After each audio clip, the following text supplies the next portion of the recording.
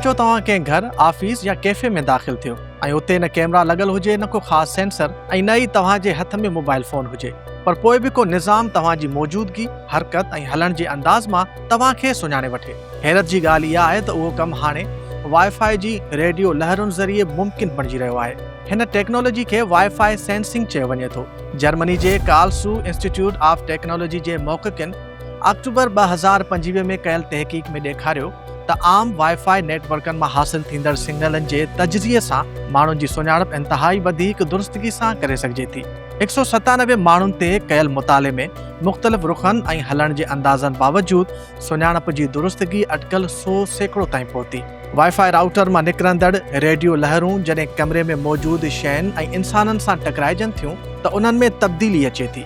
जदीद वाईफाई निज़ाम उन्हनि तब्दीलियुनि मां माहौल बाबति मालूमात हासिल करे सघनि था। मोहक़क़िन शुआ मोटण वारी मालूमात ते बदल हिकु ख़ासि तरीक़े सां उन्हनि सिग्नलनि जो तजज़ियो कयो, जंहिंमां AI जी मदद सां इंसान जी सुञाणप बाबति अंदाज़ो लॻाए सघिजे थो।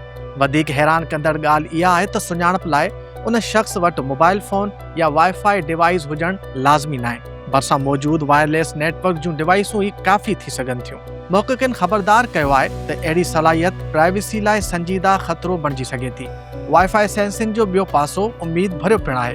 कैमरा खां सवाइ घर में हरकत या गैर मामूली सरगर्मी मालूम करे सिक्योरिटी बहितर बणाए सघिजे थी। बुज़ुर्गनि जी निगरानी, किरी पवण जी सुञाणप, इस्पतालुनि में मरीज़नि जी निगरानी ऐं साह जी रफ़्तार जहिड़ियुनि हयातियाती निशानियुनि जी गैर राब्ते वारी निगरानी में बि वायरलेस सेंसिंग जा इम्कानी इस्तेमाल आहिनि। स्मार्ट घरनि में इहा टेक्नोलॉजी कमरे में मौजूदगी मुताबिक़ बतियूं या ॿिया निज़ाम हलाइण ऐं तवानाई बचाइण में बि मदद करे सघे थी। ही रुगो लेबोरेटरी ताईं महदूद ख़्याल न आहे। अमरीकी टेलीकॉम कंपनी कॉमकास्ट पंहिंजी एक्सफिनिटी ख़िदमतुनि मां वाईफाई मोशन नाले सहूलत पेश करे थी, जेका वाईफाई सिग्नलनि ज़रिए हरकत महसूस करण लाइ इस्तेमाल थिए थी। वाईफाई सेंसिंग लाइ आलमी मयार पिणु अॻिते वधी रहियो आहे।